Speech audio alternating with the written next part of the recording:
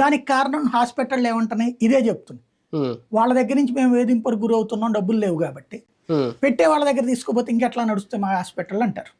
దానికి సొల్యూషన్ లేదు. వాళ్ళ మీద వేయాల్సిన బిల్లు వీళ్ళ మీద వేస్తున్నారు. అంతే, సొల్యూషన్ లేదు దాని మీద. దానికి ఇంకా సొల్యూషన్ లేదు. కానీ జగన్ గారు ఈ విషయంలో ముందు నుంచి పకడ్బందీగా, అంటే కరోనా వల్ల 2 సంవత్సరాల ఈ స్ట్రగుల్స్ వల్ల దానివల్ల ఆరోగ్యశ్రీని ఇలా పక్కకు పెట్టాల్సి వచ్చిందా? ముందు నుంచి ఒక ప్లాన్ తోనే వచ్చారు ఆయన అధికారంలోకి రావడానికి. అయితే ముందే చెప్పారు ఇంకా దీన్ని పెంచుతాం, 1000 రూపాయలు కాదు, 1000 రూపాయల లోపే. ఇంతకుముందు 3000 ఎంతో లిమిట్ ఉండేది, ఇప్పుడు 1000 రూపాయల లోపు హాస్పిటల్ అడ్మిట్ అయితే అక్కడ నుంచి మేము ఫ్రీ, మీరు రూపాయి కట్టకలేదు అంత అలా అనౌన్స్ చేసి ఎందుకు ఇప్పుడు ఇలా ఈ పరిస్థితి తీసుకొచ్చారు? అంటే నిధులు ఏమన్నా పక్కదారి నిధులకి సంబంధించి అందకపోవడం సమస్య నేను అనుకోను. ఎందుకంటే సంక్షేమ పథకాలకే చాలట్లేదు, ఎప్పటికప్పుడు అప్పులు చేయాల్సి వస్తుంది.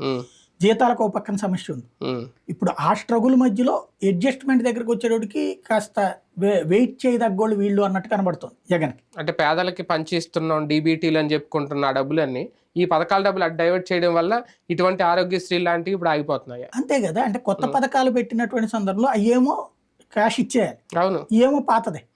కాబట్టి దీనికి సంబంధించి ఇంకోటి ఏంటంటే అవి ఇమ్మీడియట్ గా ఇవ్వకపోతే ఓట్లు రావు, లేదా మైండ్ లో నెగిటివ్ ఫీల్ అవుతుంది.